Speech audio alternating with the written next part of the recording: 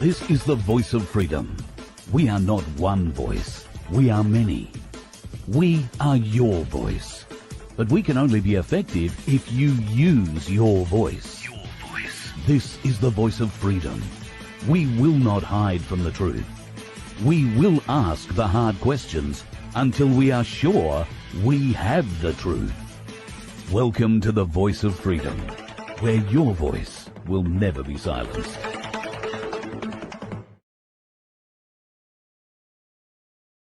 Welcome to the show, folks. My name's Carl Liebold, and, back at home tonight after a wonderful evening on Tuesday on the Gold Coast, and last night connections issues kept me off the air. Tonight, on the other hand, we probably still got some of those same connection issues, but with a little bit of luck, we are not going to suffer too badly from them. Fingers crossed. A new modem arrives tomorrow, and we'll have a new aerial system at some stage in the future that will help with that as we go to different places. So I just want to thank everybody involved on the Gold Coast the other night. It was a great night. About 150-odd people turned up for the live show at the Croatian Club. I'd like to just thank the A1 coordinator for the Gold Coast, Moshi. She done a wonderful job. And Steve Wisby, of course, who was responsible for organising the event. He put on a fabulous show. We had a couple of guests that he'd invited along to tell a few jokes, sing a few songs. It was a really good way for everybody to get to know each other and start to unite a little bit around the message that we're all looking for. One of the many questions that I was asked after the show, I spent an hour and a half talking to people after the show. They had a lot of questions, and a lot of questions were related to Patriot 101. Of course, if you follow him on Telegram, you're very aware of the kind of intel that he lays down. Tonight, he is joining us from his home studio. I will prepare him. He may well be asked to sing another original song at the end of the show to close the show.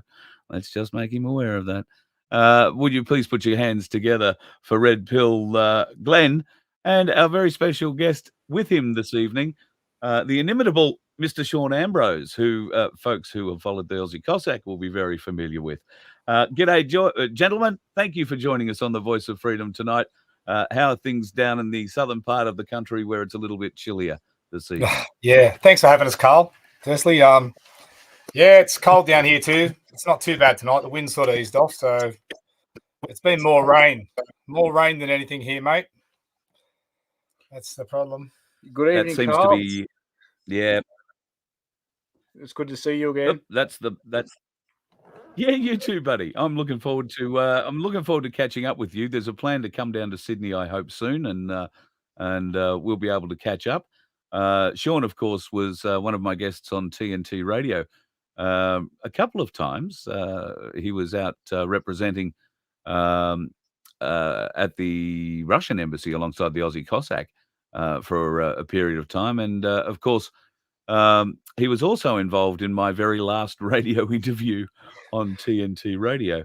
I don't know that I've ever had the opportunity to thank you for that, Sean, or that we even figured out exactly. I never went out of my way to end the career with TNT Radio, but that was a great program, wasn't it?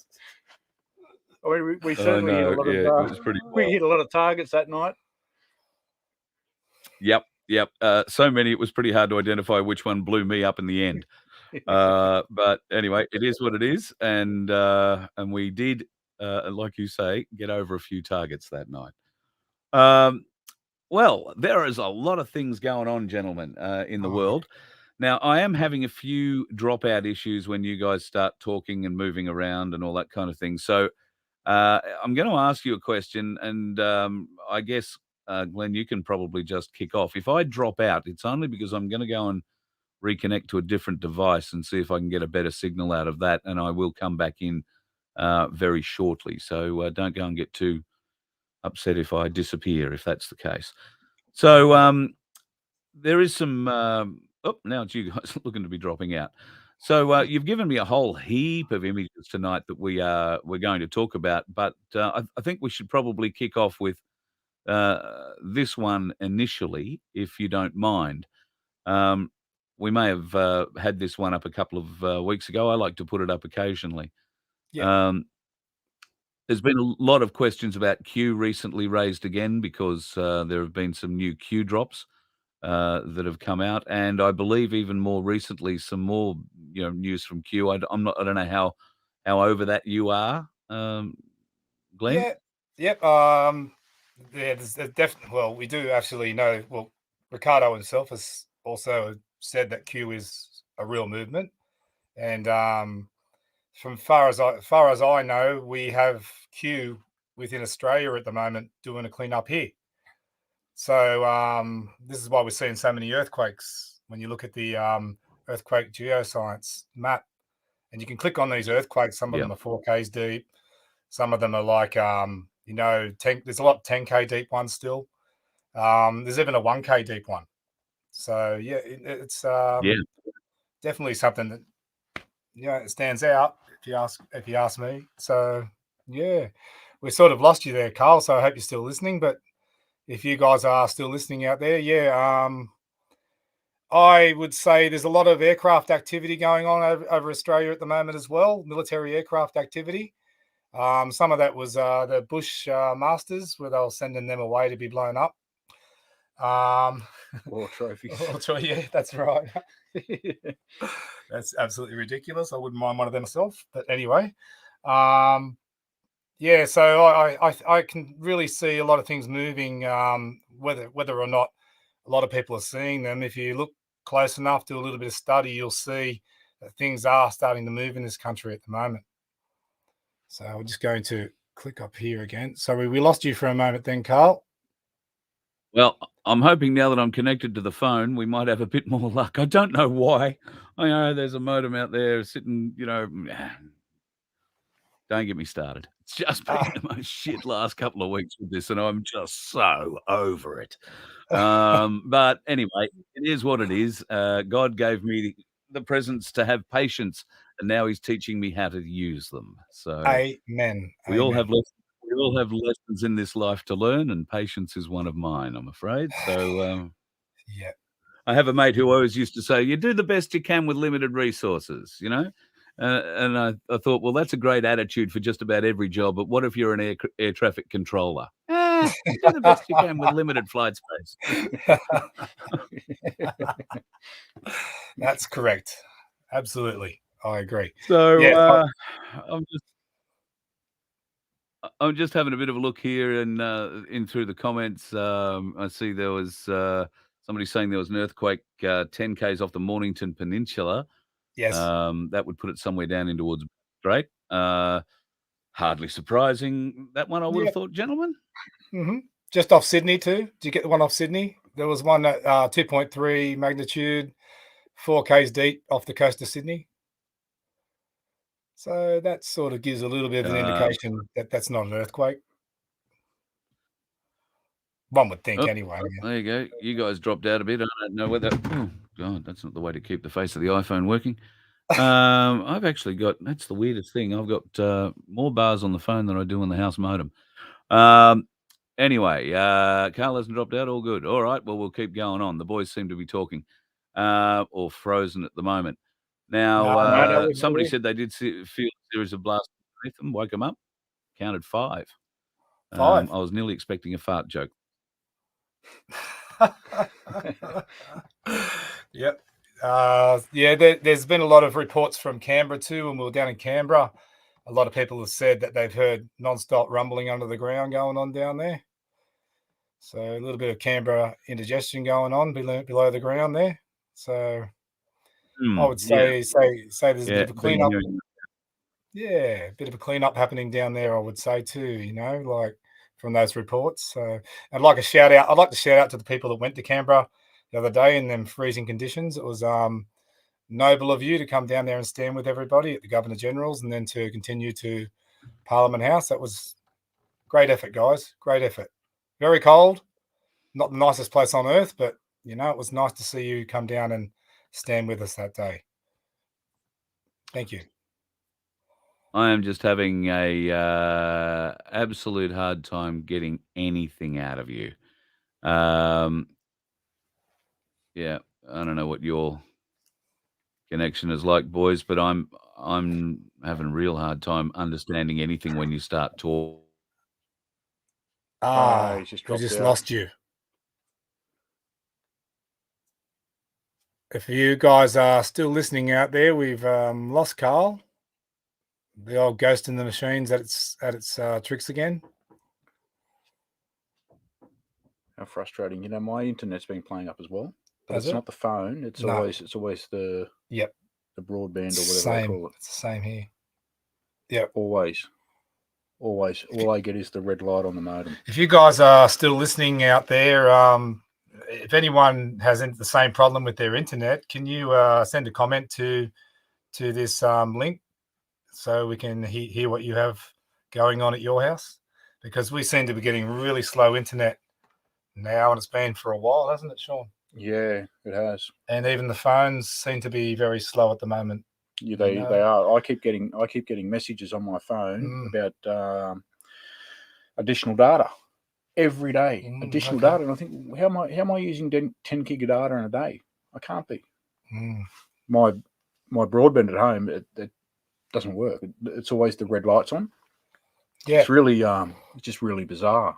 Yeah, love to hear what you guys have got going on with your internet and the different areas where you sort of live, and to see if it's just our area, you know, so we can make a comparison. I would be certain that they're targeting people. Would be probably certain about that as well. They'd be targeting people, and they would know that we're all connected. Okay, yep, possibly so. You probably heard the end of that, did you, Carl? We lost you. I think we got Carl back. Are you back? Well, in theory, let's see how long it lasts. I tell you what, the next time it drops out, everybody just bear with us for give me 10 minutes, and I'm going to get in the car. I'm going to take the laptop, and I'm going to piss off up the hill next to the phone thing, and we'll just see how well that goes. I'll do it from the front seat of the car. We are going to get this done come hell or high water. I'm sorry, folks. I'm doing everything to fix these connection issues. Okay, so there's a ton of people who are talking away in the chat. I'll get back there in a second. Let's get into some of these images tonight. We did talk briefly about weather. Now, I met a couple of blokes, Aaron in particular, who came up to me on the Gold Coast. He sent me through some images of stuff he's taken off one of the flight tracking apps. Now, this happened just off the coast of Queensland, and I can't see all the data there on there, but I know that he's flying at a flight level of about 9,000 feet.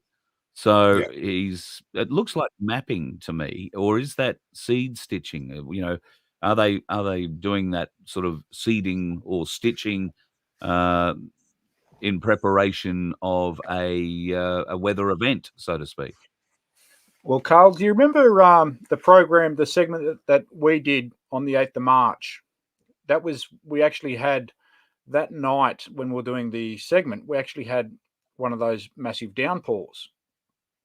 And I can recall there were similar images being shared throughout social media and, you know, the private groups of mapping like that, what you've just displayed then.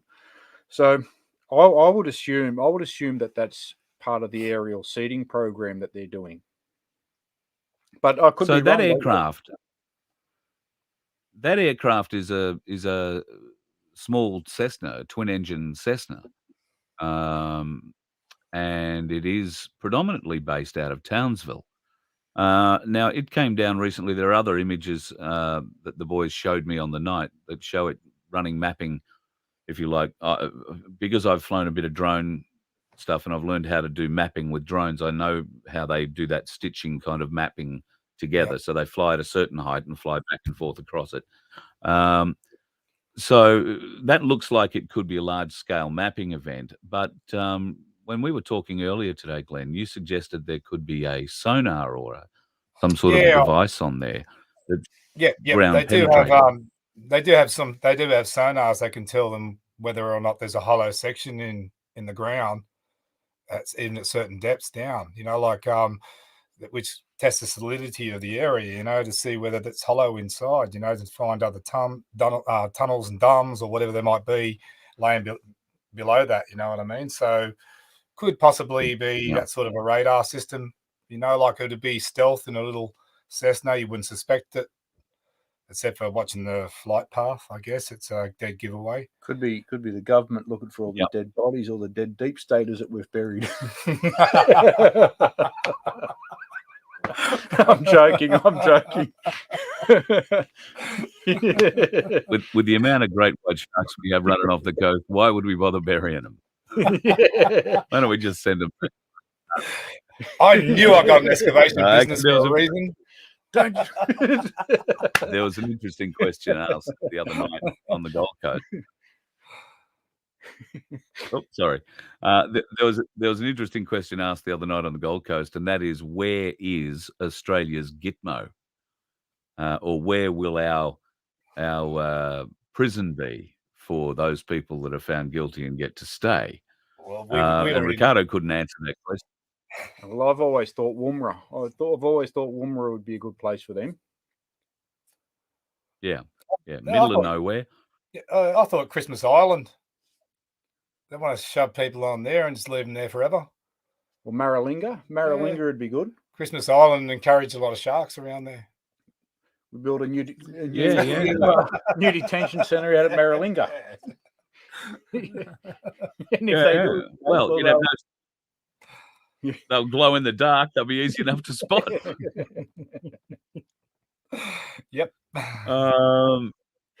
Interesting. If that is the case, people look at those sorts of flight maps and automatically assume it's a black hat, or at least a weather-involved operation. It makes much more sense for a small aircraft doing the sort of flight patterns that these guys showed me to actually be looking for tunnels. I would think so. Or tunnel entrances, tunnel access points. Quite possibly. And that includes off the coast. Yes. Stitching over the ocean. 100%. Yep. Definitely. I agree. That seems like the more feasible reason for that pattern.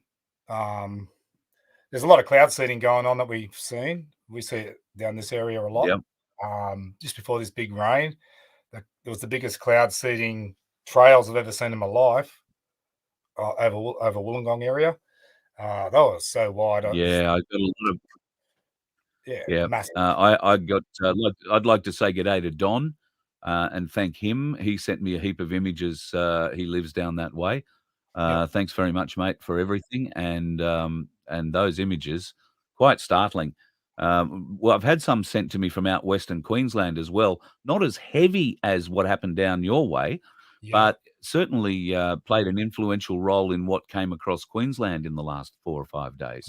There was some pretty heavy work going on in inland northern Queensland that was then pushed down into the central and sort of southeastern areas, and some of that unfortunately is washed further down into the northern rivers. But I don't think that there's a flooding warning out at this moment, at least for Lismore and those sorts of areas. At least I hope not. So we'll see what happens.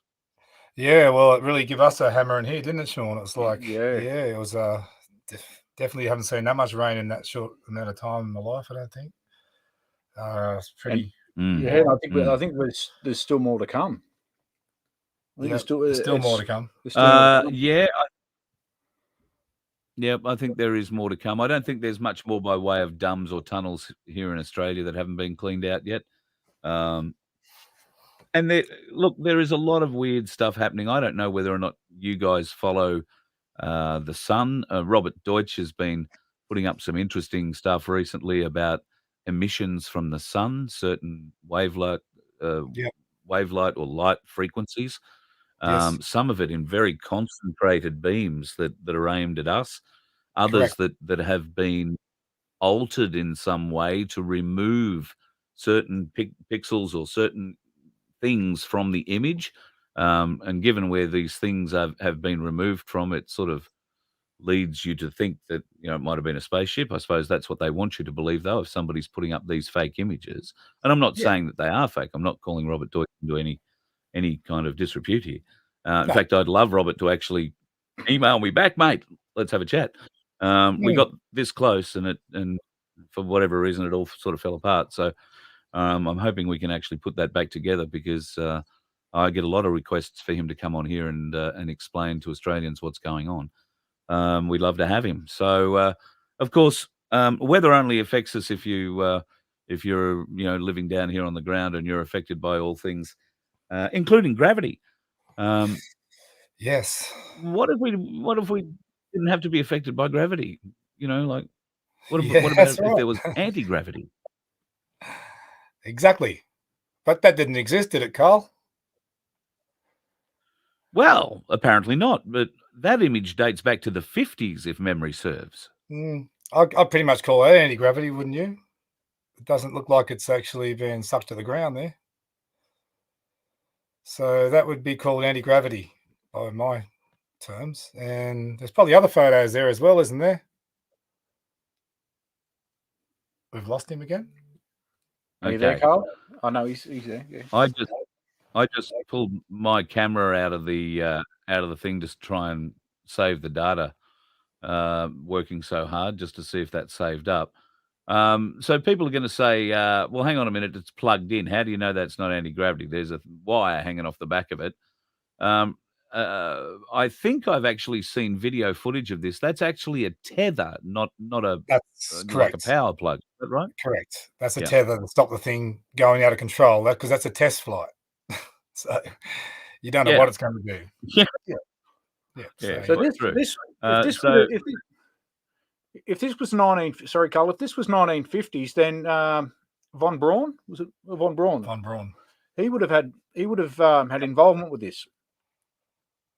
Yes, you would think absolutely, because he was heavily involved with the Nazi program. He was, and some say that the Allies were lucky to get him because wasn't he instrumental in what was happening in Antarctica as well? That's correct. Yep. Well, apparently he almost went to the Russians. He almost went to the Soviets, but now I just forget exactly the reason why he went to the Americans. But I think it was obviously he was given immunity, and I think they gave him the ability to continue with his work. I think he was what's the word? He was so absorbed with his research. So he was given the ability to continue on. And the funding to do so. Well, they had unlimited funding, didn't they? They just stole it. So just having a bit of a look in the chat at the moment, there's some technical notes there. Crew, 2 engines, 3. This may not be the picture that's on screen at the moment. J69 T9 turbojets of 927 pounds, 18 feet wingspan, height 4 feet 10 inches, weight was about 4,500 pounds empty. I guess that was one of the first ones we put up there. They all look fairly similar. So if they had that technology, like you say, back in the 50s, then when he died, somebody obviously picked up the cudgel and kept experimenting. Because we've gone into color photography there. I would say that's probably, late 60s, 70s. Yeah, that'd be around about that time. That one. Yep. That's 100% right. So does that have a gun?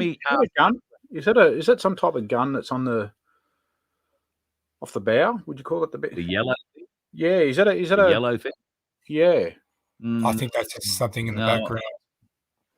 Yeah, I think that's something in the background. That's just the background. Yeah. The thing that concerns me about this image and the one prior to it is the bubble roof. Now, if you are, like the Jetsons, 60s, 70s style. But if you are doing interstellar travel, if you are, going from anywhere further than the moon to Earth, let's say, at a rapid rate, are you going to be having a, little bubble top like that? I think not. No, that's this. Yep. Yeah, that's not. This to me does not. No. That, on the other hand, has potential. It's getting there. Yeah. It's yeah. Yep. This That's what one, That, yeah. Yeah. I assume that one has a rotor in the Yeah, center. that wouldn't have. I'll tell you why that Yes. wouldn't have. That wouldn't have done it because that one obviously is relying on like a jet in the center, if you can see. So then it's Yes. relying on the air to actually force drive it. So you couldn't leave the outer and it would, atmosphere. and the jet is only going to drive it straight into the ground or straight up at that angle. It's not directionable, to push it forward or backward or left or right. Well, once the jet hits space, then it has no drive because there's no air, there's no atmosphere. It doesn't work. Absolutely. It wouldn't work. That's the other point. So then there is. Yeah, that looks more like it, but it's got the bubble as well, you see. So once again, that bubble doesn't look like something that'll withstand going into space. An asteroid would just smash that. It'd be something that, Absolutely. And anybody in it would be cooked by the sun's rays. absolutely, yeah, that's definitely just a test craft of some sort, just for within our atmosphere only. And that there is basically just a Now, this is- diagram. Yeah, that's just an artist impression of what they believe was built in Antarctica, I reckon. Correct. Yeah, it looks that way. Yeah. And that would be something that you would hit space with, but it doesn't have a turbine. It probably would have been the first of the compressed mercury ones that create a plasma field around them. And that plasma field is what they... Yeah, and I look at the turret and the gun on it. If you like, say two cannon. I don't know how low. Every impression we've seen of these sorts of flying saucers don't have a great angle of attack, so to speak. But I guess I'm thinking about its downward shooting angle. Sean, you're the gunsmith, the gun person. I'm thinking about shooting trajectories and all that sort of stuff. Yeah, I'm just trying to think. Sorry, I should explain to people who aren't. I'm just trying to think of would it be list? It'd be list. So so that craft would have to be able to list for that to be able to fire that. Correct. So when I say list, it would have to be able to tilt like a vessel in the water to enable the gun to shoot accurately. Yeah. So in order to do that, I think are you still there, Carl? We've lost him again. Yes, mate. So, yeah, I'm here. Oh no, you're here. I've got my camera off to save the data. Oh, okay. No worries. Sorry, no worries. Yep. So what? Stop it. Yeah. So for the guns to be able to shoot accurately, that aircraft would have to be able to list. So it would have to be able to tilt to get or to get a line of sight. I mean, otherwise, I agree. Yeah, but it's an interesting. But we are talking late 1930s, early 1940s technology. So they weren't developing direct energy weapons then. They were just figuring out how to make the thing fly, with anti-gravity. So they were just installing whatever guns they had at the time, I imagine. So and make do with them. But you are talking. Sorry, you are talking about the Nikola Tesla era, though, Carl, and he did discover a lot of things that they stole. Yes, true. Yes, absolutely. Which brings into question some ideas about how they got hold of a lot of his plans, considering a lot of his work was disappeared, if you like, after his death. And there is some school of thought to believe that Donald Trump's uncle was part of that. He and Tesla were friends. So, correct. I don't know whether there's any validity to that or not, but that's the story. So what are we looking at here, boys? Because I don't see any Nazi cannons mounted on it. Well, that's the 90s TR3-B, that one. That's the more triangular prism shape one before they turned into the real stealth shape that they have now, the Black Manta. Yeah, so the Black Manta is, well, a fairly unique piece. We see some of it in this sort of technology here. Yes, we do. Or is in fact that it? That is the vertical. That's the VTOL. Yeah, righto. You can see the energy pads underneath the wings. Yes, that's correct. That gives them incredible speed in any direction. And is this the one that the technology came from?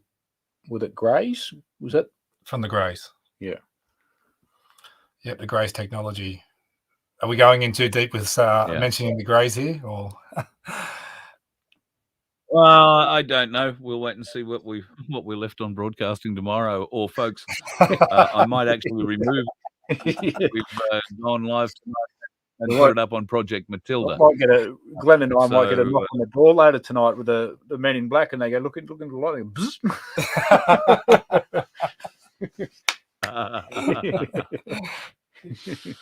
Yes, you just might.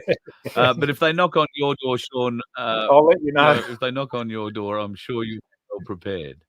Yeah. We could say that. You just bury him down the back in the back of Helensburgh. I got the excavator. It's all good.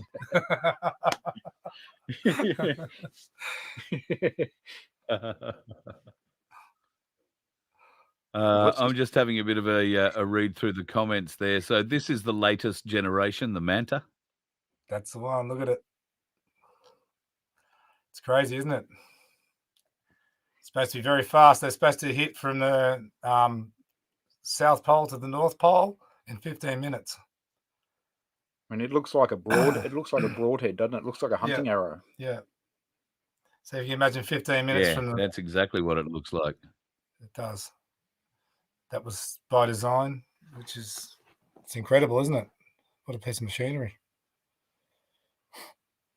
So yeah, it's been used for bad till now. So let's hope that it's in the hands of the right guys now. Yeah. From what we hear, they are in the hands of the right guys now, and they can be used for good too. So this sort of technology will be coming to everybody, and it's going to take a 180-degree flip very quickly. So people have got to be ready and prepared, because life's never going to be as it was.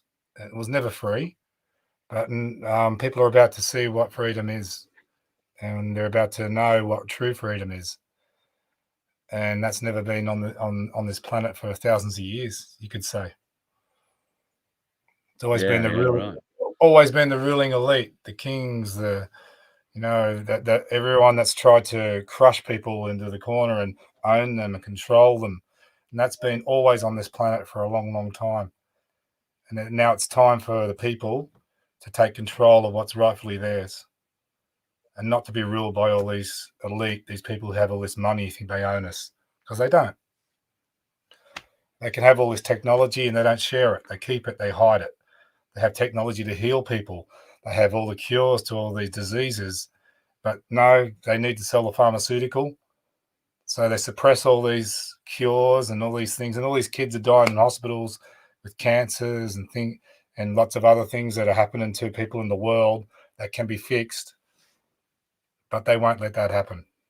So that's it. Game is over. It's time for us now to all stand up and take what's rightfully ours under our sovereignty. Mm-hmm. That's a cool one, isn't it?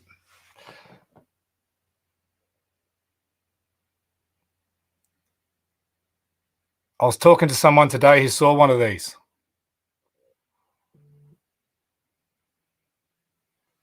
I think we've lost Carl again. Carl, no, I'm back now. Sorry, I'd kept myself out of this. I put myself out of the stream totally. I do beg your pardon. Yes, do tell that story. What did they have to say about that? Oh, they said they were just out. They were driving right out near Gympie or somewhere like that. What was it? Yeah, quite a few. I just threw him under a bus. That's all. I wanted him to tell the story. Yeah, quite a few years ago. I've got to be careful how I tell this story. I was on leave. I was on leave from the army, so it was around 1995, and I used to go for drives. So this is where I have to be careful. So I used to go for drives into the state forest, and I was out in the state forest one night, and just driving along. As you could imagine, there's no lighting out there. I was driving along, and I was on the back of Camp Kerr, which is one of the army bases, or one of the army bases that we used to train on. So I'm pretty much driving along the fence line. Now this is 1995. This is well before the kind of security measures that we have in place today. So I'm driving along, and I used to go out there and go full driving through the darkness, and then out of nowhere, this light just appeared above me, about 40-50 meters in the sky, in front of me. Well, I've come to a screaming halt. I shit myself. I literally shit myself. And this light, and it was a kind of an orangey kind of glow. And all I could see, I could see, I guess you would say, the front of the craft, and I could see the lights. I could see the triangular. I shit myself. I absolutely shit myself. I thought, I've got to get out of here. But I'm in trouble. I had this really bad feeling. So I'm in the middle of the state forest. No street lights. Put my car in reverse, and I'm trying to look through the mirror and couldn't see where I was going. Managed to back up the track and reverse into a whole heap of bush and knock all the shrubs over. And thought, I've got to get out of here. Anyway, so I'm driving out, and the gearbox in the car, the linkages in the linkages in the four-wheel drive, I lost the linkages. I end up pushing the car. I used to be very fit and strong back then. I end up pushing the car about 1,500 meters, maybe 2 kilometers down this dirt road. I got back to the main road. Still the gearbox had shit itself. I managed to get the linkages. I managed to get it back into low range four-wheel drive. That's all I could get. And I had to drive back into Gympie for about 2 hours. It took me 2 hours to get back home. And that was it. That was my experience with one of those craft. Yeah, wow. This thing just appeared out. This thing just appeared out of nowhere, out of Camp Kerr. It was terrifying. So I used to work in Gladstone at the radio station up there many years ago, and I remember taking a call from a guy one morning. I was doing breakfast back in the days when you did things like that live on a Saturday or a Sunday morning. And this bloke was quite panicked. It was a call early in the morning, like, after 5 or 6 o'clock. And he was desperate to tell me something that had happened to him in the early hours of the morning. He'd been driving out near Monto, and he had seen all sorts of weird lights in the sky at low level.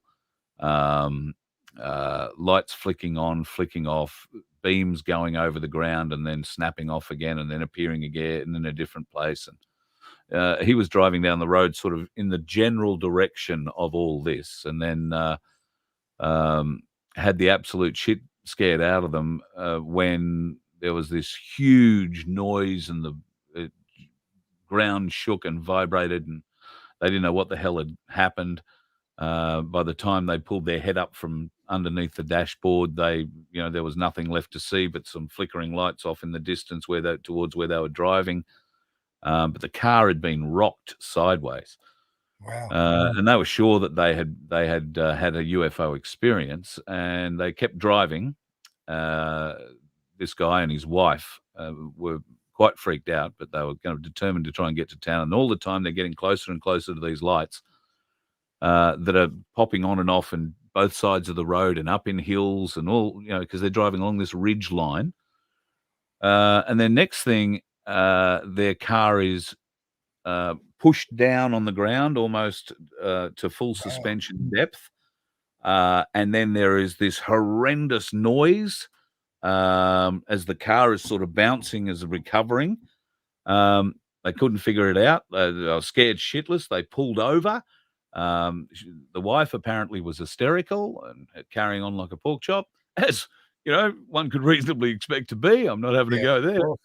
The husband gets out. They're looking around. They don't know what the hell's going on. And then from behind them, over their shoulder and at about 50 feet above their head, came this really weird rush of noise and then sound like something whistling through the air really fast. And then deafening over noise and overpressure as this thing came over the top. They were in the middle of night flight exercises, low level, for the F-111s that night, and they run down that ridgeline that runs down that part of central Queensland. So they follow that ridgeline with terrain following radar at sort of anywhere between 25 and 50 feet off the ground. And God help you if you happen to be on the road as they cross over the top of you, or fly over the top of you at that level, because you don't hear anything. And by the time, when you do hear something, it's deafening and your car's shaking and your first reaction is to close your eyes. And it's not until you pull the car over and this happens to you and you open them again, you can see two sort of afterburners or two jet engines firing off in the distance at low level. And it turns out that all the searchlights and whatnot were low-level helicopter crews doing recovery and all that sort of shit. So it was a hell of a story. It was a hell of a story. It was news all over the place. And then Amberley came out and said, "Well, look, last night the F-111s were out. We had 4 of them out last night, and they were all doing low-level training exercises, and they were running that all the way from Amberley to basically Shoalwater Bay, north of Rockhampton." So a lot of people had low-level experiences with F-111s that night, apparently. But, where my father's property is in Queensland, for the best part of, say, 20 years or longer, dirt road, like a 5-kilometre dirt road. And I can remember being out at the front, over at the neighbour's place and coming home one night, and you hear the that sounds like choppers. That's choppers, and you look and you can't see nothing. It gets louder and louder and louder, and then you can feel the acoustics, and the vibration. They used to use the road for training exercises. They'd fly over there in their night vision goggles. They'd be complete darkness, blackout mode. It's scary when they go over the top of you, and you don't know where they're coming from. Can't see them. Yeah, you can't see them. They're dark choppers. You can't see them. Yeah. Wow. So, what other intel you got for us, Glenn? What else has been going on in the world? What's happening in Australia? Oh well, there's loads. Well, we know what's going on with Boris Johnson. We've heard that he's resigned, haven't we? We're told that at least his body double is being pressured to. Has the news come through that he's actually decided to? News has come through that he's resigned, yeah. So his body double is, I know that's not Australia, but yeah. So there's the first one. There's the first major one to fall then. It won't take long for the rest. Yeah, that's right. Yeah, that's one of the cards in the pack in the house of cards, which we all know is a thin house. Yep. So you guys were talking earlier about. I'm just going to pop back to a different brand here for a second. I'll take off that. And you were talking before about how our Bushmasters have been dished up and sent over to Ukraine. Here's a couple of them polished up just before they were put on the plane. Yeah. We discussed like that. Yeah. Well, clearly now the Russians have got a new name for them. That's it. I'm expecting to see some of them on display at the War Museum in Moscow. Yeah. Quite right. Yeah. Probably some that aren't quite as blown up as that. They might keep a couple of pristine ones just to say, Well, they probably will. They'll probably reverse it. They'll probably strip them down, reverse engineer them, and copy them. Yeah. And then put them back together and put them in the museum. Yeah, absolutely. Kind of like the Mauser they used. Okay. Yeah.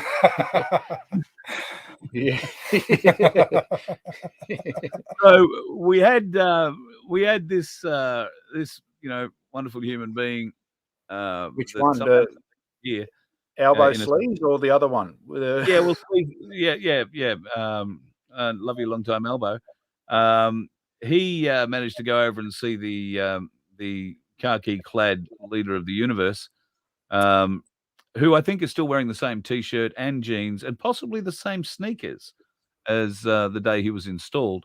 What did you think of that trip, boys? And what intel did you glean from that, Glenn? I thought there was a bit there for us. Well, that just pretty much sealed the deal for Albo, didn't it? If you ask me, but that's all right. That's his business and that's his life. But if you ask me, that handshake was not a very good move. Not going over there at all. None of it was a good move. You know, like as we all know, what's going. Well, if anyone's not awake to what's happening in the Ukraine, you have to look a little bit deeper. Yeah, I think it's just absolutely disgraceful. I mean, there's no reason whatsoever for Australia to be involved, you know, in this this conflict. We've got no dog in this fight. I mean, the Ukraine is essentially Russia. Correct. The Ukrainian people. You only have to look at the Ukrainian people, how they welcome the Russian soldiers when they go through and they liberate these, you know, these areas, these towns, these villages. I mean, and if you do a bit of research, you only have to. It's not too hard to find that you know, the Ukraine has a problem with fascism and Nazism. It goes back to World War II. It goes back to the OSS, you know, which become the CIA, and they funded, you know, of course, NATO and all the rest of it. They've been funding these Nazis, you know, since World War II. It's a deep state. It's they're called the Azov Battalion. If anyone wants to know what that is, it's the Azov Battalion, and that's what they're fighting over there. And they've been murdering Russians in the Donbass for a long time. Yeah, I mean, if anything, we should be supporting Russia. We should be supporting Russia, the Russian military, in cleaning up this deep state. You know, but of course, you know, it is what it is, and we've got Albo Sleaze in the deep state, and you know, Biden and the rest of the creatures from the swamp who have been making money out of the Ukraine. It is being cleaned up. It is being cleaned up. Anyone who would think that the mainstream media view that the Ukraine is being Russia, if anyone could believe that when they saw the firepower of Russia, they really, really are not thinking too hard. You know, if Russia really wanted to wipe out the Ukraine and they were that way inclined, they could have ended the Ukraine in one day. Yes, absolutely. But they didn't do that. They wanted to go in there, precise targets they had to take out. Let's say the biolabs first. They needed to go. There was a lot of other things they had to uncover in the tunnels over there. We won't get too far into on this program, but I think if a lot of people are awake and they're following my channel, you'll see. There's a lot more to the story than you're going to see on this mainstream rubbish media, and these guys are complicit in this crime, for covering up this crime, I do believe. So on an Australian front, do you glean anything from Victoria and the 4 ministers that have quit and been replaced by Dan the Man, who's now installed his left-wing cohort as his second in charge? Is it the beginning of the rats deserting the sinking ship? Yeah, most definitely. Agreed. They're going to be jumping. Yep. So is it happening in your state? I think there's a lot going on not just in New South Wales, but nationally in each state. We're not getting the full picture yet. Yeah. We're starting to see cracks, or, you know, cracks in the Bastille, or, you know, the rats deserting the ship. I do believe things are happening. It's only a matter of time before we start seeing, like, what's just happened with Boris Johnson, what's happening in the United States, before we start seeing that here, you know. I'm hearing Dan Andrews is in a lot of trouble. I'm hearing that he's in a lot of trouble with, I think it's IBAC. So the equivalent of ICAC in New South Wales. And I've also heard that, and this comes from Darren Bergwerf, who is very active in Victoria and very, very active in the freedom movement in Victoria. You will recall, boys, back in December, Dan Andrews was called to the Magistrates Court in Myrtleford to answer charges of treason and misprision of treason, amongst others. Yes. He never fronted. The court didn't open that day. Or while it was open, there was nothing really happening in it. They made sure that was going to be the case. There was no official judicial officers on site. Everybody thought, that's the end of that. No more for Dan Andrews. But that, in fact, is not the case. The case had been filed The case has a case number, therefore it is in the judicial system. Yes, Therefore, it must be dealt with. Yes. So there are people now on other charges appearing in court and saying, well, and they're presenting the 246-page brief, the Dan Andrews brief, to the prosecutor and or to the magistrate or judge, and saying, well, you can't adjudicate on my case until you've heard this case, because the outcome of his case has great, relevance and great import on what would happen to me and the outcome of mine and whether or not I would even face charges. Yes. So, what are you hearing, Glenn, about that strategy in the Victorian courts? I think that's my point of view. I think that's well, all in all, we've got to understand that this whole system has been set up unlawfully, fraudulently from the start. The whole system, the whole corporate judicial system has been set up unlawfully from the start. And what was never established correctly in the beginning can never be fixed and made right with time. No. So it doesn't matter sort of whatever you do, if you play in that field with them in their field, you're contracting to them in their field, and they're only going to treat you within the boundaries of what they want the best outcome. Always. You know what I mean? So one thing is that being sovereign is we've got to stand on ourselves, not under corporations. Right? These corporations all have ABNs, or they're all running their own show, and they're all separate to each other, these shows. So this system is really unlawful. It's not just, it's not lawful the way they run. It's a star court chamber, star chamber system, which means that there's one judge, no jury on the day. These matters get heard by one person who can have a bad day or can be corruptible. So these systems were abolished in 1541. Yeah, wow. So when it comes down, that was globally as well for that reason. So they're still operating these systems in this country. Just to touch on what Glen's been talking about, there was a really interesting tell. If you're a poker player, you learn how to read people and their facial expressions. But there was a really interesting tell by the Governor General just last week. There was two actually. So there was two Facebook posts put out by the Governor General. Now the first one was in regard to he and his wife made a visit to the Department of Prime Minister and Cabinet to inspect the Great Seal of the Commonwealth. Right. Yeah. Now, so he's done a bit of a post there, and you can see the seal or the mechanism there to the press. Yeah. And then he says at the very end of his post, he says this seal has been in use since 1973. And I thought, well, that's a tell. That's a massive tell. Yeah. A couple of days later, there was another Facebook post. Now, this is a man who, for the last 2 years has basically given us the finger in regard to what's been happening constitutionally in this country. Yep. Blatant disregard for, civil liberties, human rights, the Constitution, everything.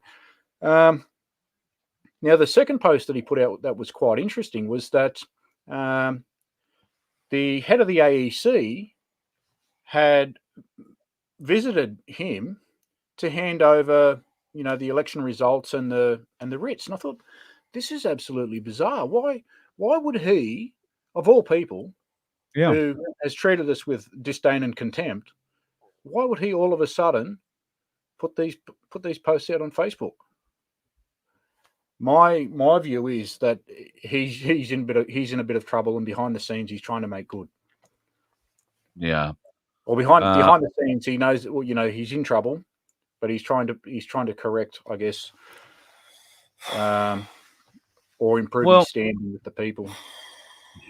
I've seen some interesting photos of Albo. Some historical ones, and some, of course, taken more recently while he was on the election campaign trail and then after being given the glory of becoming our illustrious leader, and more just recently from his recent trip to meet up with his satanic mates en masse overseas. Yes. So these images show his ears. They compare his ears. Now, I am of the understanding, and I could be wrong, I'm of the understanding that even the best plastic surgeon can't do anything with your ears. Yeah. They can just about move everything else, but your ears are your ears. Now, his ears have changed shape, they've changed size, they've changed the direction they point. They've changed how many roll or, like inner eary kind of bits they've got. Yeah.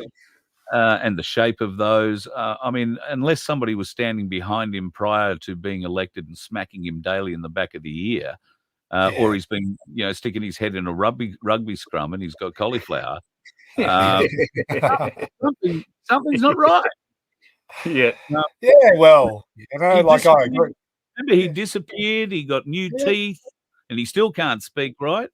In fact, his lisp got more pronounced. And I'm not having to go at people here with lisps. I'm just saying on a category of lisps, he's got, good, bad, indifferent. He's got worse, not better. I guess that's a symptom of having new teeth. And I haven't, lucky enough, I've still got all my own teeth, so I haven't had to experience this, but I understand it would be difficult to learn how to speak again with whatever you've had done. But the ears. Yeah. And this one, and when this one speaks now, he's either got a much better speech writer, or he's had elocution lessons, or public speaking lessons, because this one now comes across as not, oh, I'm just a boy from the burbs, grew up with me mum. Yeah. A little bit more stately. Almost it's like he studied Shakespeare or something, wouldn't you think? There's not enough time in the day. There's not enough time in the day to learn all this stuff. It's a different bloke. Unless it's downloaded into you. Yeah. Well, from the RFI'd in the back of the neck or something. Yeah. Could be the case. I'm just saying, there's some weird shit going on there. There's weird shit going on all over the world. Like it's every day. There's something new. I in the last couple of days, I've got to be honest, this whole connection issue thing has consumed me for days. I am so sick of it. It was so nice the other night to be able to get the show out like we did without any connection issues. It was like the way it should be, folks. Maybe because we were moving, it confused them. Just saying. But anyway, there might be more on that story as we come to terms.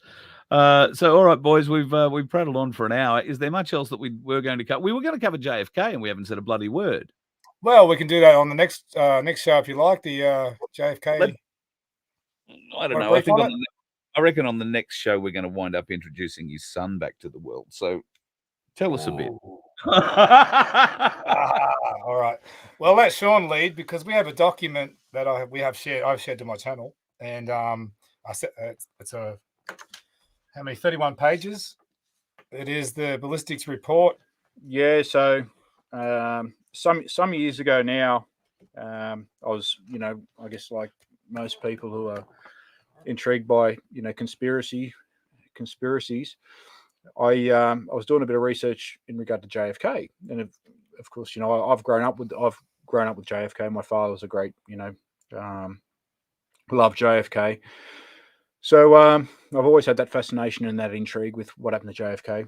So maybe 15, 20 years ago now, I was doing some research and I come across this document, and the document's titled "The Great Kekano Swindle." And it's authored by a bloke by the name of Bill McDowell. Now, I don't know if Bill McDowell is still alive. So I was so intrigued by this document that I actually printed it off. I thought this document's, it's just incredible. It's absolutely incredible. So if anyone hasn't seen this document or read it, I urge you to read it. Now, we've everyone's read a ton of stuff, watched a ton of documentaries, but when you read this document, you go, wow, this is just incredible. So Bill McDowell has done the research. He's followed up on the actual the rifle that was alleged to be used, which of course is what they term as a 6.5 Italian Carcano. Now, being a shooter, I've been a shooter. I'm 44 now, so I've been shooting since I was 5 or 6 years old. I've learned about the Carcano rifle. They're absolute garbage. These rifles, you wouldn't hit the broadside of a barn with one. So this is the rifle that they alleged that Lee Harvey Oswald used to assassinate President Kennedy. Anyone who knows anything about that particular rifle knows that you couldn't do it with that particular rifle. Even in this report by Bill McDowell, and most people would remember that the rifle was actually referred to as a Mauser, a 7.65 millimeter Mauser. Now that Mauser, the 7.65, is actually an Argentinian Mauser. I own one. I have actually got one in the original configuration, and I can tell you, an Argentine Mauser and an Italian Carcano are chalk and cheese. The Argentine Mauser, it's probably 5 foot in length, whereas this thing, what's 29 inches or something. But the report, so Bill McDowell goes into quite some detail about this rifle, this Carcano rifle. He tracks it back to when it was imported into the United States. And what had happened, to make a long story short, what had happened was this particular Carcano rifle was removed from the consignment. So someone in US Customs had taken this rifle out. Correct. They've basically stolen it. They've put it aside in the dead house or wherever it's gone. The rest of the rifles were refurbished, recommissioned, refurbished, new serial numbers, all the rest of it. They were, I guess, modernized and made presentable for the civilian market. Yep. But that particular rifle that was pulled aside, C2766, I think, if memory serves me correctly. I haven't read the document for some years. It's C2766, yes. Was never refurbished. So Bill McDowell, he's done quite a bit of research on this rifle. He's traced it right back. Now, anyone who's interested in, what happened to JFK and the conspiracy, I mean, you need to read this document. This document you can't actually find on the internet now. It's been pulled off the internet. Yep. It's been pulled off the internet. Exclusive. Now, I went looking for this document about a fortnight ago. I knew I'd printed it off, and I had it in my, amongst my, I guess you'd say, archived files. Couldn't find it, so I went on the internet to try and find it. Couldn't find it. There was an internet address. Contact me if you would like a PDF copy of this document. Some bloke in England. Sent him an email. Never heard back. So he might have got snuffed too. Who knows? But so I gave a copy of this to Glen. Glen's uploaded it to his channel. Anyone who wants to read it, I urge you to read it. It's a very good read, and it goes into quite some detail about the alleged rifle that was used. I'd urge you to print it off. Actually, if you can still print off when you click on the pages from my channel, and print it off and have a copy to keep for yourself. Because if it's not in circulation, it's time to make these things go around the world again, so people can see the historic crimes that have happened against us. Start to piece together the puzzles from these things, because we know that JFK was against all the secret societies running the world. We know that's why he was taken out. He was against the Federal Reserve. Yep. He wanted his own banking system in the country like Russia had. So he was they absolutely needed him removed. They needed him gone. So, yeah. So like President Kennedy, JFK, he was actually going to, he actually spoke about the CIA and the secret societies and these secret organizations, and he's actually quoted with having said that he was going to splinter the CIA into 1,000 pieces and cast it to the wind. Yep. Exactly. And just to reflect on what Glenn said then about the banking, he actually wrote an executive order, which is 1100, and he signed that into law. And that was where he was going to take over the US government. We're going to regain control of the issuance of currency. Yeah. Now I've actually got one of those banknotes. I've actually got one of those banknotes where a number of them were printed before he was executed or assassinated, however you want to put it. And they were put into circulation. Yes. Right. So being into numismatics and a collector of things, I have one of these banknotes, but and they're actually so there's the banknote that we have now, or the Americans have now. It actually says I think it's Federal Reserve note. I think it says Federal Reserve note at the top. So when President Kennedy wrote that executive order 1100, so executive order 1100, the banknotes changed to US banknote. So I've got one of them. I've got one of them at home. And of course, what they wanted to do was they wanted to have the currency backed by gold or silver. And if I recall correctly, he was the third president that has tried to regain control from these Rothschild bankers, and paid the ultimate price in doing so. Mm. Yeah, we're going to have Sean's show and tell segment, I think. Yeah, absolutely. Next time, I don't know how you go transporting your rifles around, mate, but I'd love to have a look at that. We're going to talk about them. We're going to talk about them. At least give me time to go and get some images I can bring up so people know what we're talking about with it. But I'd very interested to see how all that goes down. Look, I've just seen Melissa's freedom in the chat. Hello, Melissa. I don't know if you did send me an email. It might be lost in the pile. But contact Juanita at the email address going across the bottom of the screen, please.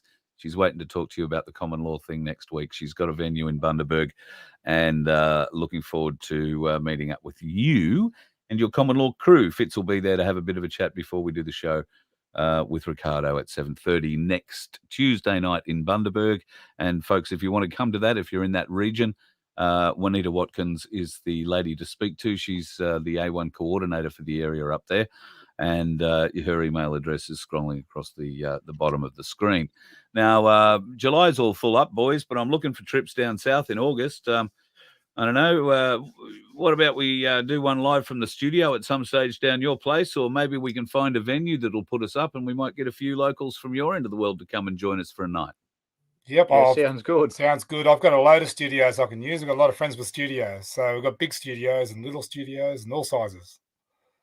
Oh, it doesn't have to be a studio, mate. We can set up in a pub. We can set up anywhere where we can get a few people in. And if they've got questions, they want to catch up and have a bit of a chat and see how we put the show together, that would be pretty cool. So we'll see if we can't organise that, August onwards somewhere. We'll try and figure it out.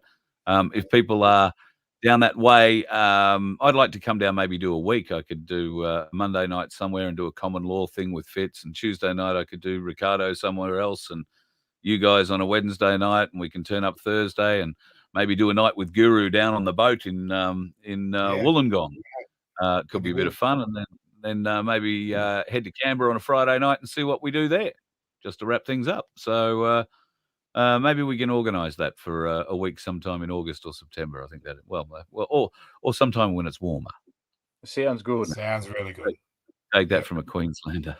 I'm You poor coal thing, you. Yeah.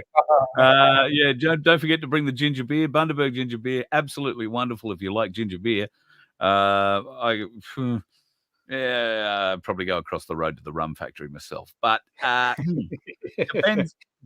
It's Juanita's birthday, so I said if I get up there, I'm going to take her out for lunch for her birthday, and I don't know, we might have to go to the rum factory just for old time's sake, just to have a look. It's been a few years since I've been through there. I'm having a bit of a glance up to see if any questions have arisen that I have ignored. I haven't ignored anything. I just haven't seen them. If you do have a question, put a question mark beside it. That makes it a lot easier. And like and subscribe, folks, because our very good friend, the Aussie Cossack, would crack the shits with me for not saying it. It is the first time I've said it tonight. I must say it again. Please like and subscribe. Share. We want you to get this message out. This message, every other message we do on every other night's important. The only way that we are going to change the bullshit that's happening in this world to us at the moment is if we all start pulling in one direction, all start working for us, and bugger the politicians. We need to find new leaders from us, people who will stand up and do the right thing by us, for our communities, for our local community, for our wider communities, for our states, and for our country in general. And the only way that we're going to be able to help educate people and give them the strength and support to do that is if you help share what the message is we are trying to put out here. Tonight, we're giving you a bit of intel and a bit of juice on what's happening. So the Georgia Guidestones, we did talk about it briefly earlier, boys. Off the air, I'm getting a bit confused because we had quite a lengthy conversation off the air, and it's hard to figure out now and remember what we talked about and what we didn't. So the Georgia Guidestones, they were blown up. Well, one of them was blown up 7/6. So that is George Bush's age. Yes. That was, part of the symbology that went with it. I've had an email, and look, I'll read you this email. Most Aussie truthers don't know or probably don't care about what the Georgia Guidestones are all about in the state of Georgia. And what they represented. They were very evil and satanic structure that should have been demolished a lot earlier. Correct. Now, there is more to come. There is a list of 34 satanic sites around the world that have been nominated for destruction. You and I have heard various different things, Glenn, regarding that time frame. I've heard that they are all going to be destroyed on one day. You've heard, well, you haven't heard that. It's probably the easiest way of describing it.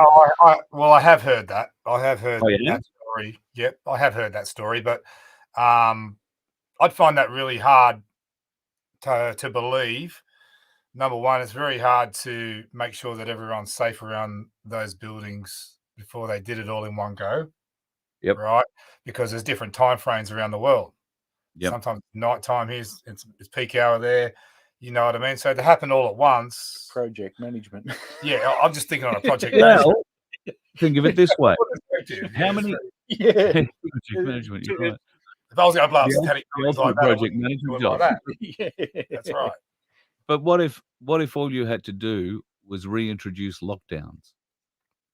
That's See, right. And see, now in Australia, flying is very difficult. Yes. So they are limiting your ability to travel. All right? They're losing your luggage. They're cancelling your flights. Yes.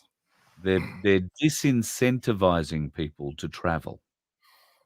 Because I believe in the coming weeks, they're going to want as many people as possible at home and not in transit or in holiday mode in a hotel or a resort or anything like that. They're going to want as many of them off the streets and locked up at home, getting whatever message we get, whether that's an EBS or whether that's just 10 days of internet darkness or whatever, because people who aren't home in their home environment and are subjected to something like that will panic. And those people will be caught up on the streets by whoever and whatever is on the streets at that time. And there's other reasons too for that as well. Yeah. Besides that, it's getting everyone back to where they're supposed to be. If you're going to make arrests with people, you're going to take down people, they need to be at their residence. Like if you got people running around through a city at peak hour, you're not going to find someone. Yeah. Yeah, exactly right. You know what I mean? Like, you're not going to find people. It's too hard. They could be ducking and diving in amongst the people, and so that's how I'd see it playing out. You're right. You're correct. And we've spoken with Ricardo about this in Canberra, actually. So okay. Well, it's worth it. That's something we can maybe touch on with him again. Wouldn't it be great? We can maybe sit down together and have that three-way conversation one night. That'd be fabulous. I saw this pick up here from Barefoot Gypsy. A lot of fruit picking jobs available. Look, I know it's not a job that Australians, for whatever reason, gravitate to. I saw an article about fruit picking the other day, and it was possible to make two and a half grand a week working a 6-hour day, 5 days a week if you didn't muck around. I mean, obviously you had to pick oranges or whatever it was and fill up baskets. But for 6 hours a day, if you could do it, you were able to make some pretty good money out of it. I'm appalled that fruit is rotting on the ground. And part of what I think we have to do, and boys, we were talking about this earlier, we're trying to get, this show on the road, so to speak, whether that be, in a tent or in a motorhome or in a caravan or whatever it turns out to be. And part of what we want to be able to develop is a community who can come in and help. I'm about to drive up through Childers, a huge area for fruit picking and other sorts of picking work, and up through Bundaberg there too. And in fact, I think Juanita is even a farm manager, a big farm fruit and veg manager on a farm, I've got a feeling. So they're always looking for pickers. What about the people in the community who are unemployed and finding it hard to get good food on their table at the moment? What about coming together, folks, and helping these farmers get this product out? Because it's not just you might be able to get a bit of a discount.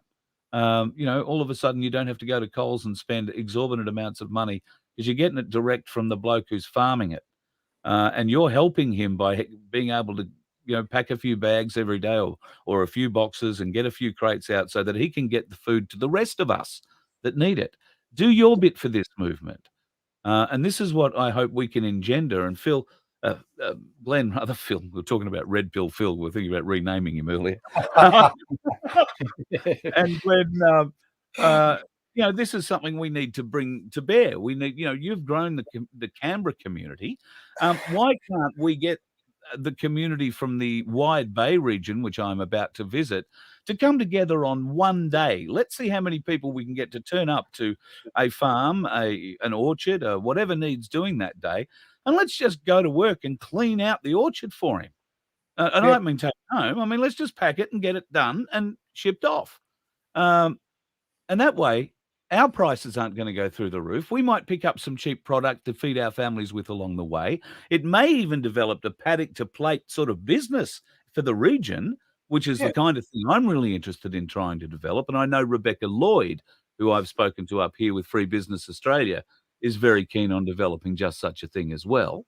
So, can we do this, folks? Can we help out people? We shouldn't be letting fruit rot on the ground. If it's going to rot on the ground, let's give it to our kids in our schools for play lunch, or let's give it to our homeless so that they've got fresh fruit and veggies at whatever charitable institution they go to that night.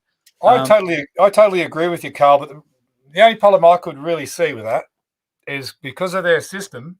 This system has that, like we see in Melbourne or in Victoria, where they're saying that you can't grow your own vegetables, $10,000 fine in the backyard, like fruit or veg.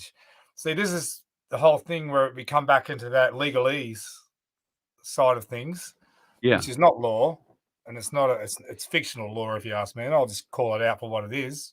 They're going to try and play these games on the people that do that. Well, we're already seeing it here. We've got an apple orchard just up the road, and they're already saying that. So Wollongong Council, and councils. Most people probably know that councils they have no lawful. There's never achieved third no tier lawful validity. Never achieved third tier. They're actually criminal referendum. Local councils are criminal cartels. They are.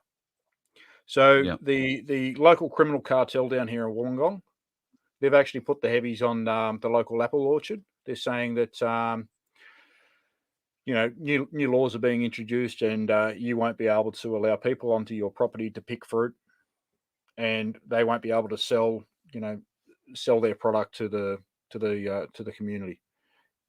It's absolutely disgraceful. It's disgusting. And on what basis are those laws coming together? Oh, this is something that rolled out. Well, first of all, it was New Zealand. It was that wretch in New Zealand. Horsemouth, what's her name? Jacinda Ardern, globalist Jacinda Ardern. Yeah, Chatters. The Prime Minister in New Zealand with the teeth. Man.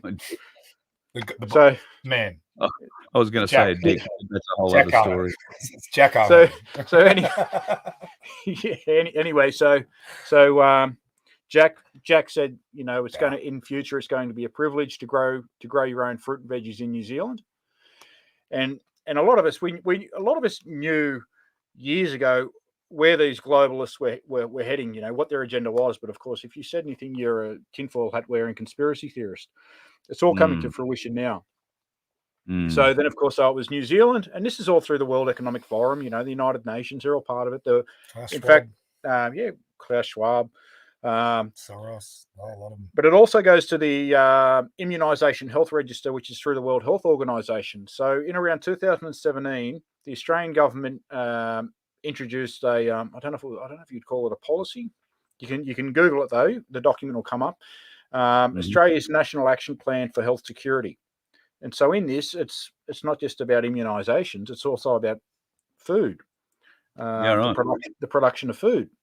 This is actually a globalist agenda, and of course we've got Comrade Dan down there in Victoria, the dentist Dan. Wow, he's basically saying the same thing. You won't be able to grow food in Victoria. These people are out of control, absolutely out of control, and of course. We've got Bill Gates. I mean, if anyone, no one should be taking any advice from Bill Gates. I mean, he's got to be autistic. He's a vaccine injured person. He should not be giving advice on health. Yeah. You got this reptile, buying up all the farmland in the United States, buying farms, and of course, he wants to GMO everyone. Everyone's going to be eating this GMO food. 240 million hectares or acres or something. Yeah. Yeah, huge amount of land. Yeah, so he can sell his bug meat. Yeah, bug meat. Bug meat. God, fried. Could you imagine that? Fried crickets and dung beetles. Yeah, there was ad the other day with Angelina Jolie eating bugs and saying how good bugs are to eat. Angelina Jolie promoting it. Put another dung beetle on the Barbie. Yeah, but listen, isn't that part of the culture? You can go to Vietnam, you can go to China, you can go to Singapore. Thailand, and you can walk down any one of those streets, street feeds and get crickets on a stick and, bugs on a spoon and all sorts of exotic bugs. I'll stick with the lamb chop. Yeah, thank you. Me too. Well, see, there are two things. I don't go on holidays much, and I certainly haven't been on overseas holidays much. If I had the money to go on an overseas holiday, would I choose to go to a country where you've got to dig a hole to take a shit and eat bugs off a stick? No, probably not. No. I can think But of better. It's just absolutely absurd. One thing that we should be doing, I've always been a great believer in this, is community farming. Community farming, they do it in European nations. Agreed. We should all be growing food. Whether Carl, you grow the potatoes, Glen, you grow the my family has a history of growing spuds, folks. I'll be right up for that. I've picked a few bags in my day, I can tell you, during school, Christmas school holidays. And we trade amongst ourselves. Absolutely. We trade amongst ourselves. This is what we're going to have to get through these next few years, or however long it's going to take to rid the world of these reptiles. We're going to have to start cultivating our own food. We're going to have to start teaching our children how to cultivate food. They used to teach. I went to agricultural schools in Queensland. We were taught as kids how to grow food. They don't do that anymore. Yeah. They don't do that anymore. Kids these days, they think that that peas and carrots come out of the freezer section at Coles. Yeah, microwave. Yeah, you do animal husbandry is looking after a sheep, or making sure that your cat has a cat flap or a dog has a dog flap to get through into your house these days. It's not so much, here is a donkey, here is a horse, here is the difference, and certainly how to milk a cow. I don't know. There was a school in Melbourne, Collingwood, I want to say it was, that ran a really, really good ag program for city kids that had cows, sheep, horses, a lot of big animals that the universities also used in their veterinarian training courses. So it was one of those cross-purpose sort of, I don't know if it still exists or not, but marvelous place. And I know that there are plenty of places that are doing animal rescue along the same lines, but if we were to set up this country properly again, it would be under regionalised councils rather than a head government, and not councils like you say today, obviously. but voted in by the people for the people to be removed by the people when they play up. Yeah. And so that's how we need it to be. Very easy to remove someone who's not doing the right thing, not towing the line. Speaking of removal, Pineapple's made an observation. I haven't seen Branson flying around in a little while. Quite right. We haven't seen him over here in Australia in a while. I haven't seen him. I imagine he's keeping clear of that island, not too far from. I would imagine the room he's in now is nothing like the room he used to live in. Yeah, that would be my take on that too. I did and he's one of those people that they could take and not have to roll out with any regularity because he can choose to stay away. He's pretty much backed out of all the businesses. He only gets involved in the ones where he chooses. So, very good suggestion here, Roses and Raspberries. We need entrepreneurs to turn the country around and build the towns and apartments. You're absolutely right. What we need are people who care about people, not care about profit. Amen. That's the difference. People that care about people, not profit. Amen. And to go back to that biodiversity side of things and teaching people how to become self-sustainable, then what you'd have like traveling around from region to region. You have like a whole day where it's like a fete, where they actually educate people at that fete on how to, say, raise chickens or how to grow the vegetables or how to filtrate water, from the roof or from your house, and how to use tank water to drink and to shower with safely. These sort of things where you have these days where it's like everyone gets to get involved in the community, come and have a look and see the new ideas that have come out and give. That's if there was a real government. Well, we won't say government. If there was a real leadership in the country in place, it would need to cover those aspects, I believe. And Sean Ambrose, you and I did make some headway and discussions into a sort of survivalish type program that you were keen on putting together to help people get a bit of an understanding. So how far are we down the track to getting Sean Ambrose survivalist on The Voice of Freedom? I was actually it's definitely on the agenda. It's definitely on the agenda. I was talking to Glen after we had the conversation, our initial conversation this afternoon. When we finished that conversation, I was talking to Glen about it. I said, this is what I want to do. I said, Carl's program, it's going to, it'll be the flagship, so it will happen. It's just a matter of, I'm going to start off. You've got to get your fire sticks together, don't you? Sorry, well, I missed that. You're going to need to get your fire sticks together. The fire sticks? No. No. We're going to start off with water. So, I mean, you could do 3, 4, maybe more segments just on water. And as everyone knows, water is essential to everything. And if you don't have clean water, I mean, you might as well just curl up in the fetal position and not bother. But so we're going to start with water. I'll give you the tip. But it will be good. And hold you to that. We may be able to get someone else involved. We don't know yet. We haven't asked, but we have someone in mind who's an ex-SAS paratrooper for the UK, and he's very, very good at what he does as well. So we don't need to go to the extreme of taking the sandwich bags to pack your poop into, do we? No. Unless you want to keep it. Not unless you want to keep it. Mate, they want to do a COVID test on it because they've been testing the sewer, haven't they? So, Well, you want to go and screw up a suburb, just move next door and throw your crap in somebody else's sewage for a while and wait until it gets tested. Screw up a suburb. We're going to lock down Maribyrnong. Funny. Gentlemen, it's been a pleasure. We've spoken for an hour and a half, which is half an hour longer than we went to, but probably an hour short of what we could. So we will continue this next week. I can't thank you both enough. Sean, a real pleasure to have you come and join us tonight. I hope we can do it all again. The connection has seemed relatively stable for the last little while. I haven't had any dropouts at my end. I don't know how your end has been. So that leads me to think I am nearly brave enough to suggest, Glen, will you close the show again with an original song? Do you happen to have a guitar handy? He says. Any guitar. Any guitar. Have a look around. Every guitar's a winner. What about that one with the no strings? There's one there with no strings. What about that one? The one with no strings. Yeah, Can you play that one? I could play that one, but it wouldn't sound real good. Oh, I don't know. You could tap something out on it, I bet. Well, I've got an original song that I wrote, and this is about pretty much all the people have been finding, all the human trafficking and people who don't have a voice and never had that voice heard. Yeah, they never get the chance to speak, and no one ever hears their cries.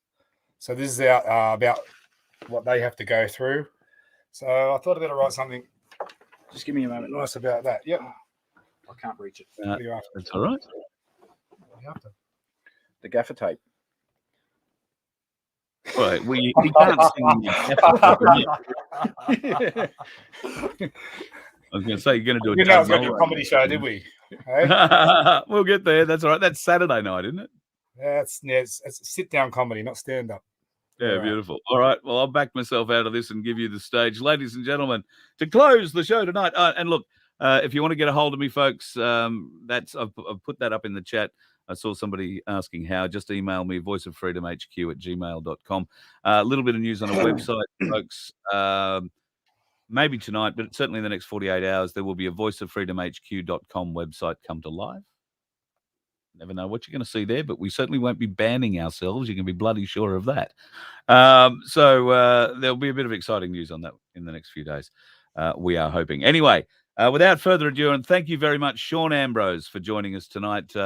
And we look forward to seeing more from you and the magnificent Patriot 101, who you can find on his Telegram channel. All caps, no gaps, Patriot 101. You will find him and all his deep intel news, the stuff that we can't share here, because the people who run the channel or run the shit show are going to kick us off if we do. So anyway, without further ado, I'll shut the hell up. And boys, will you please, you're going to do harmonies there, are you, Sean? You're just going to clap? I'll hum. I'll hum. You'll hum? That's good. All right, mate. Take it away, Glenn. Thank you. Okay, this is a song called Hell is Down.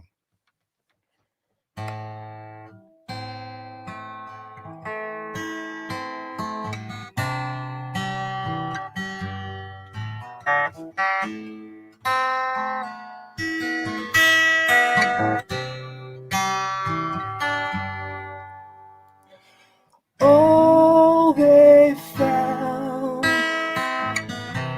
and yet so much we still don't know.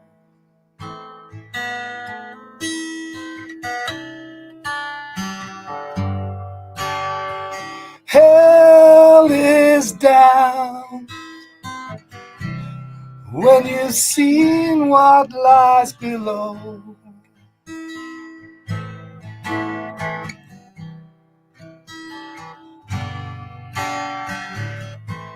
When they can't cry for help 'cause they're in a place that never sees the sun.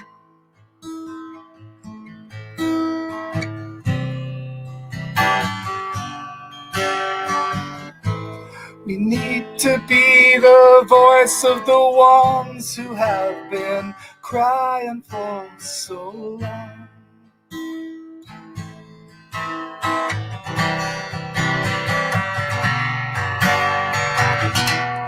Your evil show will end. You who create these wars, they have no care for life.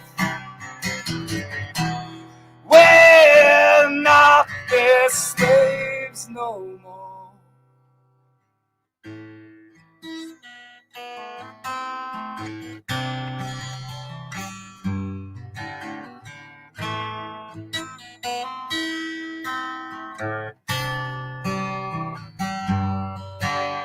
If we all stand, we can drive these demons straight back to their hole.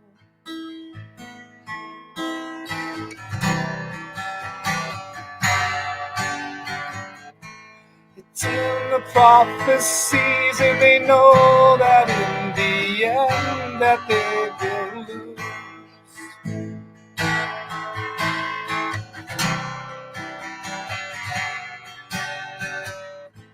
All those atrocities that someone with a soul could never do.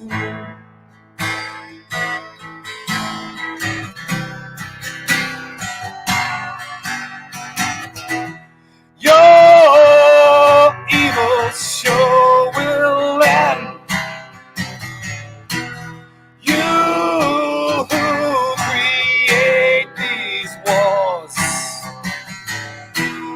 they have no care for life.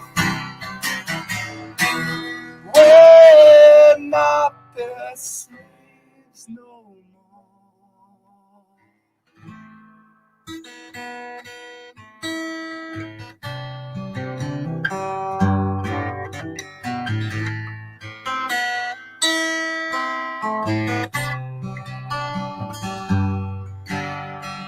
Hell is down when you've seen what lies below.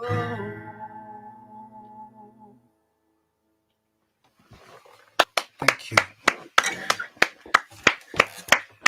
Absolutely stunning, man. Absolutely stunning. And I tell you what, we get this show on the road. You better bring another one of those guitars because you're going to have to teach me. I've always wanted to learn how to play the guitar. I won't be a good guitarist. I certainly won't be a lead guitarist, but I'd love to learn. And I've got very good methods for doing it. I used to play the keyboards. My mum made me learn something, and she wouldn't buy me a guitar, but she'd happily buy me a bloody organ for some reason. So anyway, I learnt the keyboards, but yeah, the guitar, awesome stuff. And I think when we go on the road, my friend, there could be a little bit of entertainment around a campfire I'd be looking forward to getting into with you. I think that'd be great.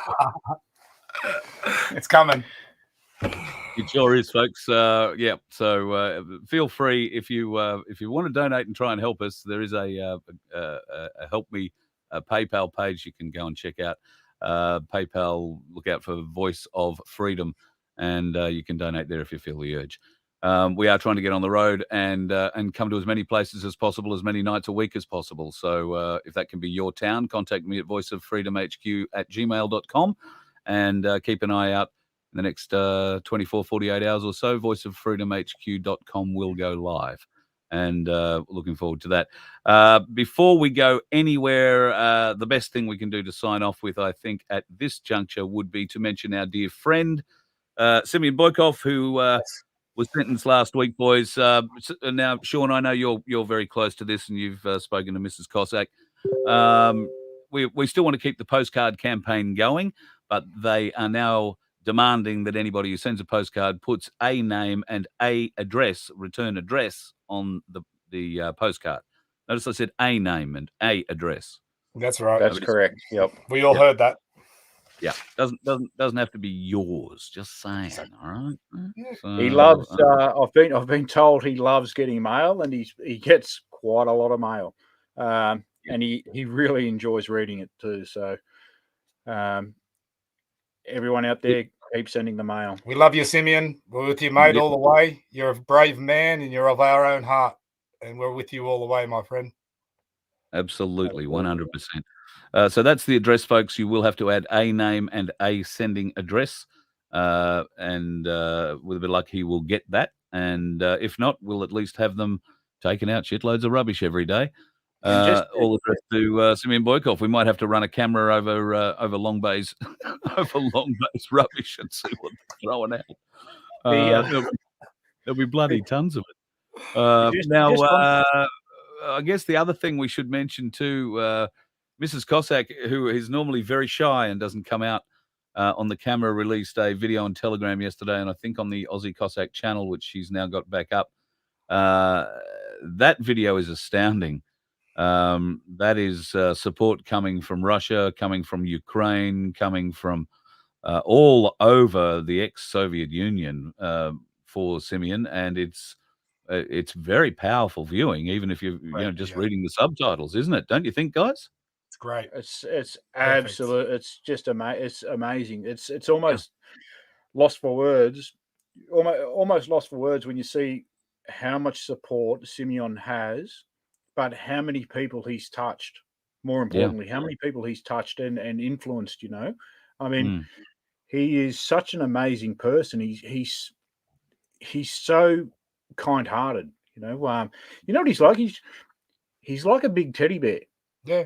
He is like a big teddy bear. He's just so kind and caring, and yet so articulate. Like he can just talking to him, he can articulate. You can talking to him, you go, and then he'll articulate, and you go, "Wow, this guy's just he's very good, just incredible. incredible." He's very born well educated. Born for what he does. Yeah, he's born for what he and does. his historical knowledge is astounding. He.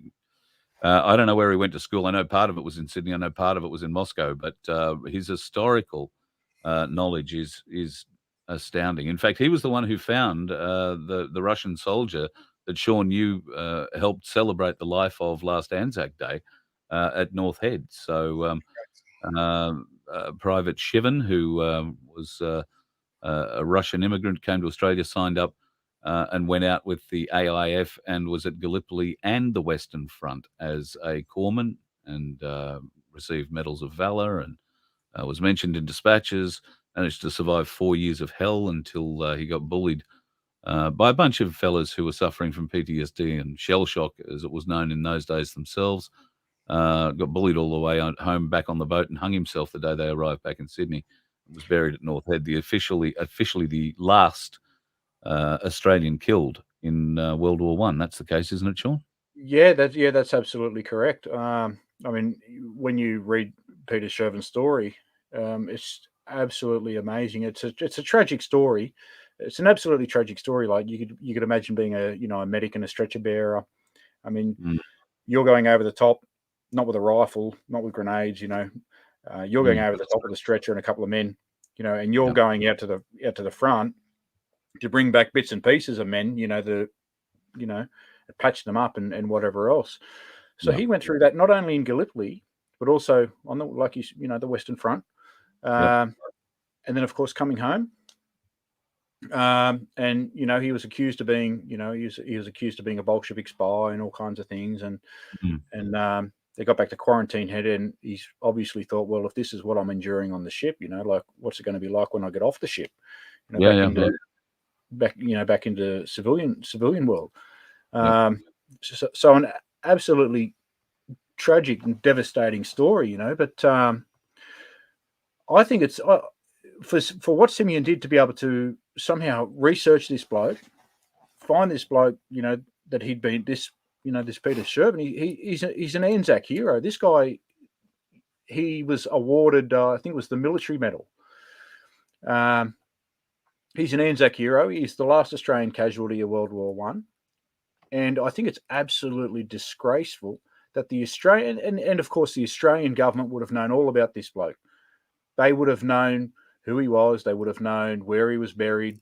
And of course they would have thought, oh, we've got to cover this bloke up. We can't have this getting out because, of course, the Cold War, or the Bolshevik Revolution, for starters. Queensland was apparently Queensland. There was a lot of communism in Queensland at the time as well. So we had the radicalisation of trade unions here in Australia. So the government, British Empire, would have been terrified of that. They didn't want Peter Shervin's name getting out. The Cold War come along as well, and they thought we just got to keep this guy under wraps. Keep him. But what Simeon did was just absolutely amazing. Like just all credit to Simeon. It's just astounding, The fact of the matter is, you saved him that day, because there were a pile of coppers who turned up about ready to arrest him before they figured out what was going on. And you hiding in the shadows in your camo. It was. I mean, this Anzac Day is a story in itself. So I was given the honour. It was quite an honour and a privilege to have been able to say a few words for Peter Shervin. Just coincidentally, we served. Peter Shervin was in the sister battalion of mine, and I'd actually served with the 49th Battalion as well. We did a lot of our training together. Shoalwater Bay, Greenbank, Canungra, all those places. So it was quite an honour and privilege for me. But on that particular day, the first encounter with the one of the constabulary. Well, they're not actually constables anymore because they're not constitutionally abled. They're policy enforcers. That's right. So the first policy enforcer, he was actually quite reasonable, and he was a kind of a smaller statured bloke, like maybe 5'3", 5'4", not much bigger than a Smurf, but he was quite reasonable. He says, so I explained to him, he was probably retirement age as well, so he really didn't want any trouble. Anyway, so I was dressed in me my DPCU, hadn't worn them for over 20 years. Thanks, Simeon, for giving me the opportunity to wear them again. But so the first sergeant was quite reasonable, and I explained it to him what we were doing, and he said, no. He said, I understand. He said, I think it's I think it's a great tribute that you're doing. Yeah. Then I saw a police helicopter fly over. Oh, well, first of all, I heard it. And I said, oh, look, I said, there goes Pol Air. And he kind of laughed, and he goes, yeah. He goes, they're quite interested in what's going on here. And then I heard these boots marching up this trail. Now, where Peter Shervin is buried, and there's quite a few other Anzacs there too, which I must stipulate. You wouldn't know that this graveyard was there. You wouldn't know it was there unless you went out of your way to look for it. I mean, it is the Australian government really need to be kicked in the arse, because this place has it's overgrown. There's feral animals. A couple of hundred meters from an army base. That's the other disgrace of this. Yeah. I mean, there's feral animals living in there. It's all overgrown. It's there's vandals in there. Anyway, so I've been I'm talking to the first copper, and he was quite reasonable. Then I hear these boots. Marching up the trail, and I've kind of peered out and looked, and then they've seen me. So I'm kind of concealed by the shrub that was just behind me. They've come storming up the trail, but they were meaning business. And then they've frozen. They've all come to a kind of a grinding halt, and they've slid. What's going on here? They go, what are you doing here?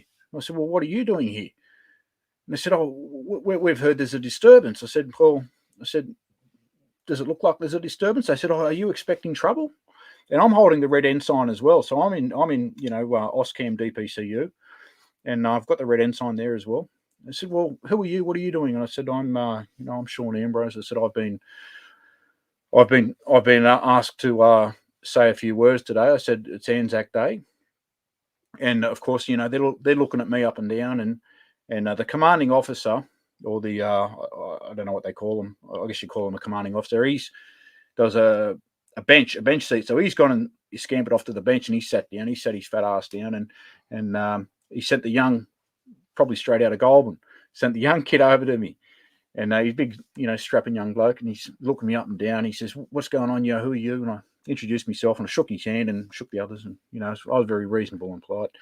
And so what's going on? I said, well, mate, I said, I'll try and make a long story short. I said, I actually struggle with this. I said, but I'll try and make a long story short for you. I said, you probably haven't realised yet that it's Anzac Day, and you can see they're looking at each other. You taking the piss, I said, but mate, I said, just so coincidentally, I said, here today, I said, I've been asked to say a few words for the last Australian casualty of World War I. Well, they're all looking at each other like, what do we do? We've come here to bust this up, and this isn't going to look good. You could actually hear the thoughts in their heads. Scrubbing toilets. Oh, yeah. Anyway, so I said, how bad is this going to look? Well, mate, I could see, I could see what they were thinking. And anyway, so he says, well, what do you? He goes, and he's looking me up and down. I've got my boots on. I was dressed to the nines. My boots were mirror finished. He goes, are you a serving member? I said, no, mate. I said, no. I said, I left over 20 years ago. I said, I'm a veteran. I said, that's what the lapel says. Right? He goes, oh, he goes, I said, it's Anzac Day. He goes, yeah. He goes, okay. He goes, well, how long are you going to be? He goes, are you expecting any trouble? I said, mate, I'm not expecting any trouble. I said, it's Anzac Day. I said, we're all here to pay, to pay honour and tribute to Peter Shervin. I said, who also? I said, just happens to be Russian. And you can see, and they're looking at each other, and they go, shit, not Russian. how are we gonna deal with this? And I said, look, fellas, I said, just letting you know. I said, moving forward, I said, I'll be convening the services here. I said, the Anzac Day. I said, Remembrance Day. I said, how about next Remembrance Day and Anzac Day? I said, you guys lay a wreath. And they're looking at each other, and they're going, oh, we can't agree to that. We can't. They're going like, well, we can't do this. You're going to have to talk to our commanding officer. And Yeah. Well, the guy sitting down on the bench, the bloke with the fat ass sitting down on the bench, he goes like this. He calls them all up. He goes, let's get out of here, right? They took off. They were smoking. Their feet were smoking when they left. Toilet duties. Anyway, did you get the opportunity to point out that, by the way, that fella over there in the suit is the Russian ambassador? You might want to go over and explain to him what you're doing. It was like they were caught. They've been caught in an ambush. Like they've come up. They've come up to bust it up, and then they've realised we had the Russian priest was there. We had a representative from the Russian Orthodox Church. We had the ambassador. We had the consulate general. They walked into an ambush, and it was all being filmed. Like it was all being filmed. And that's what we love the Aussie Cossack for. Oh, yeah. I mean, you hang out with him for a day, and you just won't stop laughing. Honestly. Oh yeah, exactly right. Exactly right. And of course, boys, we've pushed on a lot further than I had intended for the evening. Thank you very much, Sean, again for coming in. I almost feel like I've got to get you to have another song, Glen, to close the show. The other one feels like it happened about halfway. But I won't dump that on you.